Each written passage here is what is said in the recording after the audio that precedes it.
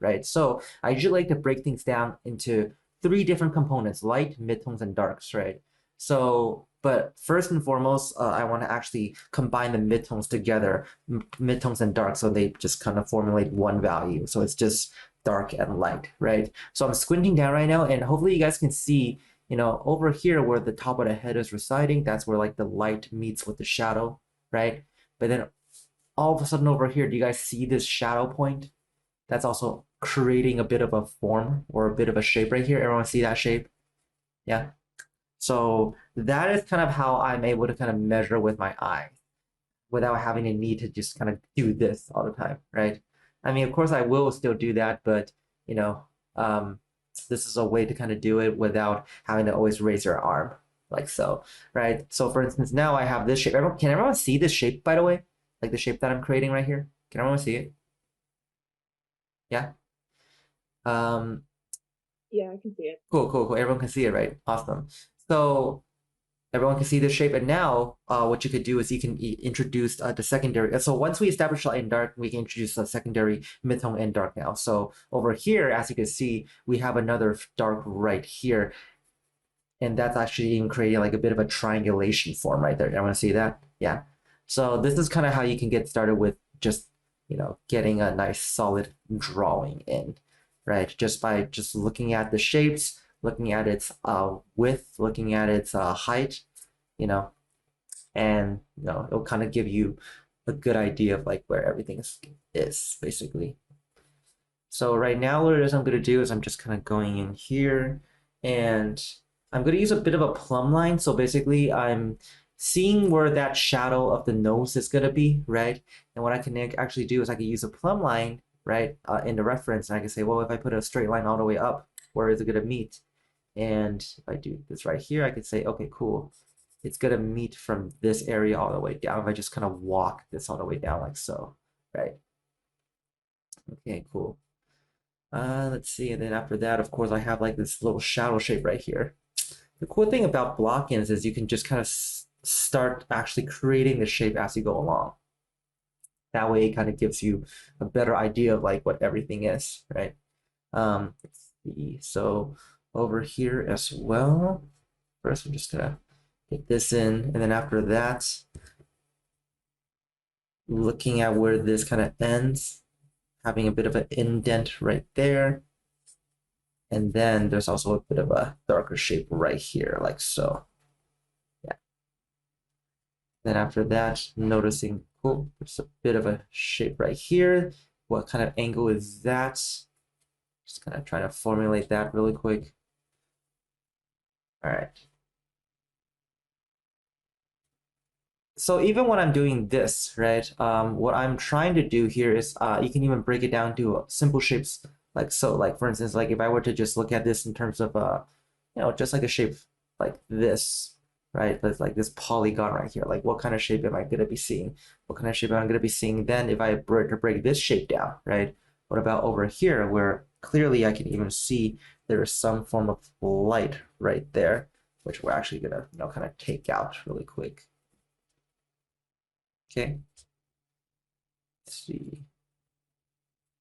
But again, like I said, you don't want to kind of go too deep into it, just enough to kind of give you a better idea. And like I said, we actually haven't gotten into like establishing a like, yeah, we'll go back later. Right now, it's just about getting it dark. Um, Although once you establish a certain point here, for instance, you can even take a bit of your paper towel, dip it into your gamsong, right? And then you can even use it almost kind of like a pseudo eraser in a way. And this will kind of help you kind of block out the overall light shapes that you might see. Okay. I'm gonna mix a little bit more solvent-free gel, a little bit more of my blue. Okay, get that in there, get that in there, get that in there. And notice I'm not going in and trying to get every detail. I'm just trying to get like most of the overall angles, right? All right, so basically once we get here, next what we can do is say, okay, well, let's see. Well, there's this shape of the nose right there. And then if I were to just kind of walk that shape upwards, I'm seeing there's like a bit of a bit of a shape that's kind of ending like so with a bit of a shadow right there. If you walk that up a little bit more, that's where we can slowly start seeing, okay, that's probably where that eye is gonna start residing, right? Next, let's see, I'm gonna dip a little bit more into my GAM. So the reason why I'm spending a little bit more longer on the drawing, typically what I would do is just kind of go in straight with the paint. It's just because I really want to take my time with this master study. Like I don't want to rush it, right? Um, so this is actually a slightly slower way of how I typically would work. Anyways, after that, seeing there's a shadow right here, then I'm gonna walk this all the way here. Noticing there's another shadow right here. Notice how I'm doing this where I'm kind of walking the shapes like just to its neighbors, right? I'm not jumping everywhere.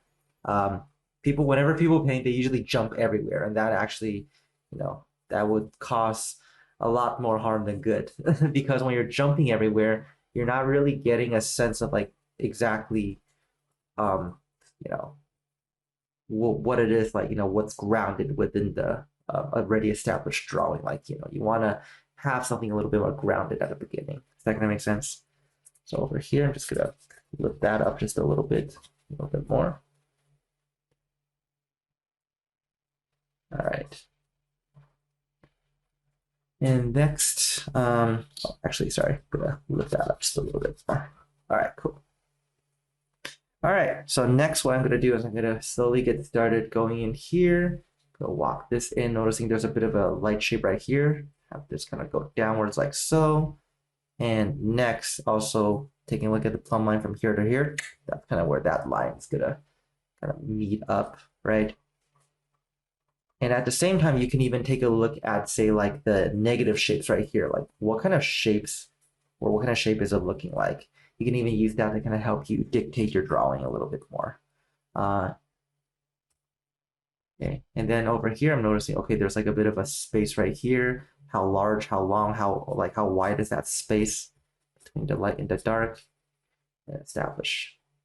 Sense?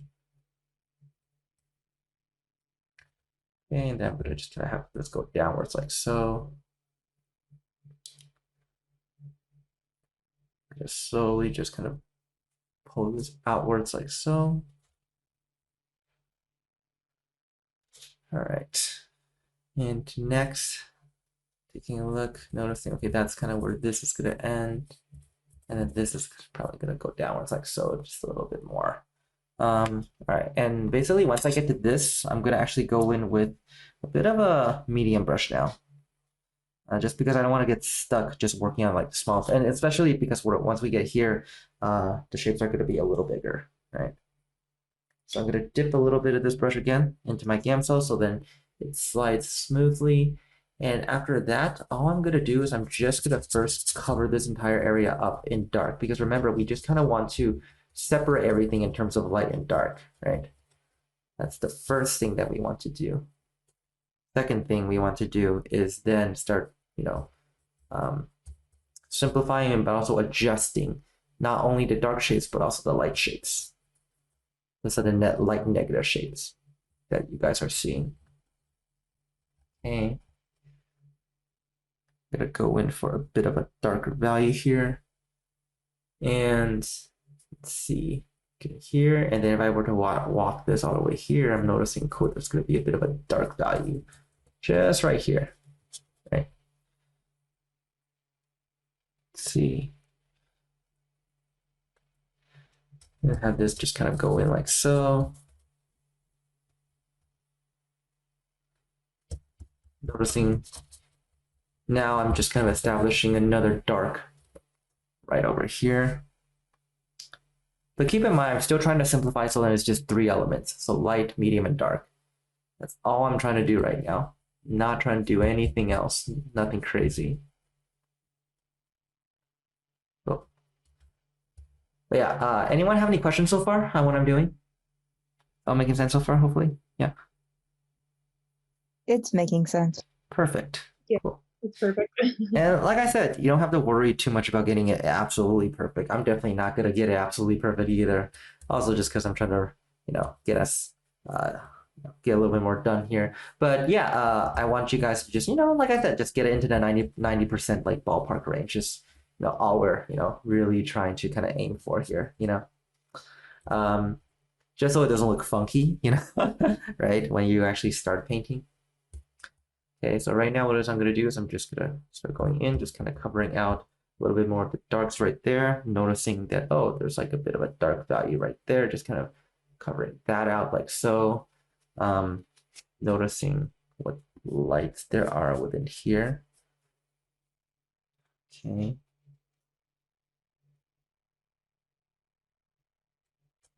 Just kind of covering this out like so. Yep. And after that, noticing that it's going to be a bit of a darker value right here, the color section. So I'm still mixing just blue and my transparent oxide.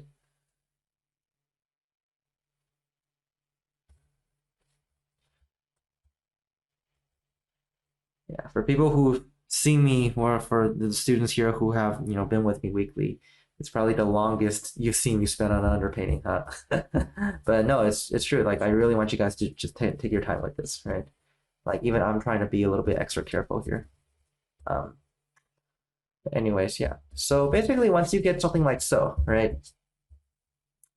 Next, what it is you want to do is actually get started with the act of painting. Okay. So the first thing that I want to do is I actually want to introduce the darkest value that I see, right? At least a little bit of it. So I'm going to mix my alizarin permanent with my ultramarine blue. That's going to create like a really nice dark purple.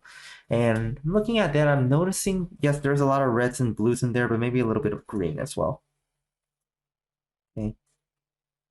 And I'm going to dip just a little bit of my brush into my Gamsol.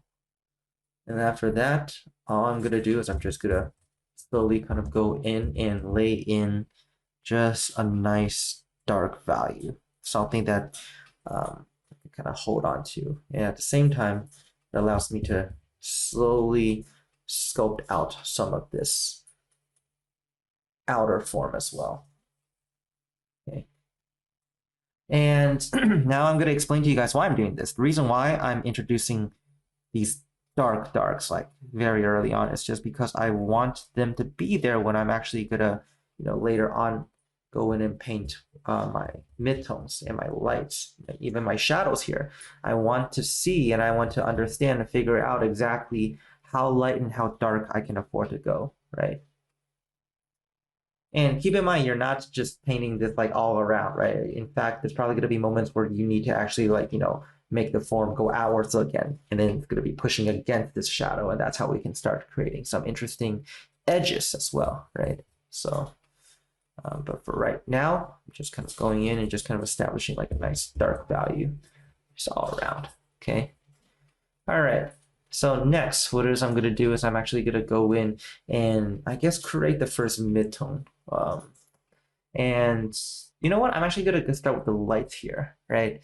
So right now, every time, whenever I'm looking at something like, say, for instance, like if there's like, actually, you know what? Hold on, before that, I'm just going to cover this out a little bit more with like dark. There we go. Okay, what was I? Oh yeah, so I'm first going to just get rid of this light, right? You usually want to make sure that no matter what it is you're doing, every time you're painting, you want to make sure that the light is not super apparent. It's gonna trick your eyes and make everything super contrast. So I'm gonna just kind of keep these values of the shadow in there for now, just because they are a little bit more closer in proximity to the values that I'm seeing in the reference. But for the lights, we definitely need to dilute the lights down a lot more. So I'm gonna be using just my attack. I'm gonna switch to like a slightly smaller brush, but something that's bigger than maybe a number. This is like a number 4. I think that's a perfect size. And usually people tend to go in and go look straight into like the highlights, right? You don't want to do that. In fact, what you want to do is you want to look at the values that's very much next to the shadow areas, right? So over there, what I'm seeing is, let's see, I say even almost like a purple value, right? So I'm gonna mix my white with my blue. And here's something that I usually like doing when I'm, just looking at a color, right? Instead of just guessing what color it is. So for instance, like, I'm gonna just kind of take a look at some of this area right here. And the first thing that I wanted to ask myself is like, okay, what color am I seeing? I see blue. especially like within this. So I just added blue, and then I asked myself, okay, what is the value range from 1 to 10? 1 being pure white, 10 being pure black. Over here, I'm thinking that's like more of like a what, like a 3, right? Like more of a 3. And after that, I'm just gonna ask myself, okay, should there be a little bit more red, yellow, or blue component mixed in here as like a secondary color mixture, right? So I can even like just put this down like so and just kind of like see, okay, that's like way too blue compared to that, right? So what do we need to add? We definitely can't add more blue because that's just kind of defeating the purpose. So it's either between yellow and red, right? So let's see, I think I can add, honestly, you also don't want to think too hard about it too. Is honestly just the first thing that comes to your mind. So, when I'm looking at that, I'm seeing a little bit of red in there. So I'm just gonna add a little bit of red. Let's kind of dilute that down. Maybe add a little bit more white to dilute that down. And after that, comparing it, I'm like, could go for some yellow as well.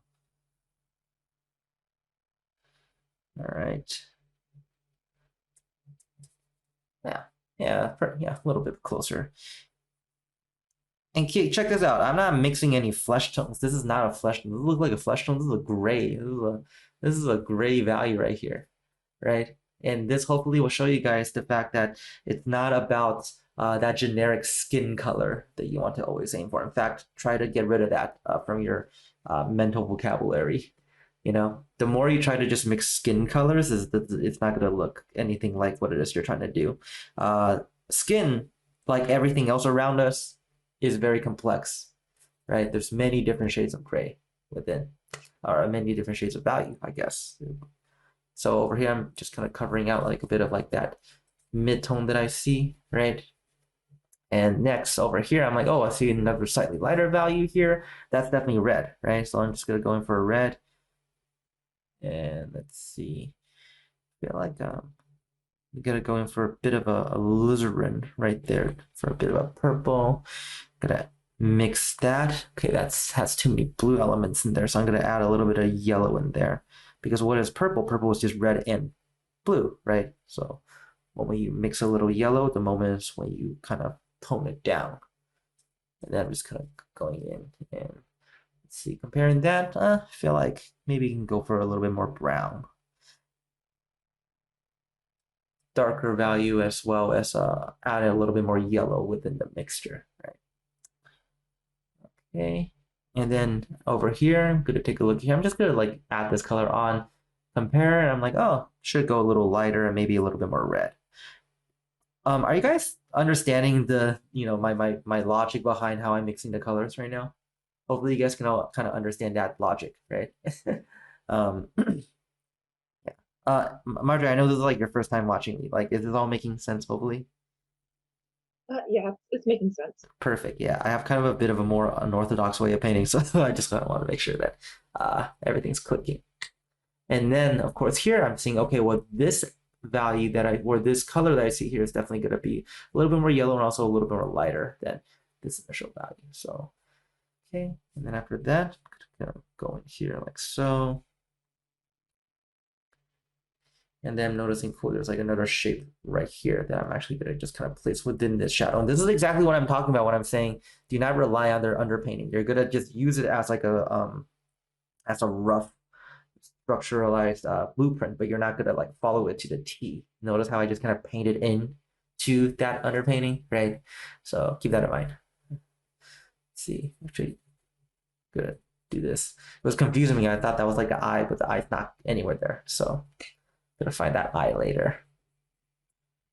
Kind of just getting rid of distractions, if you will, right?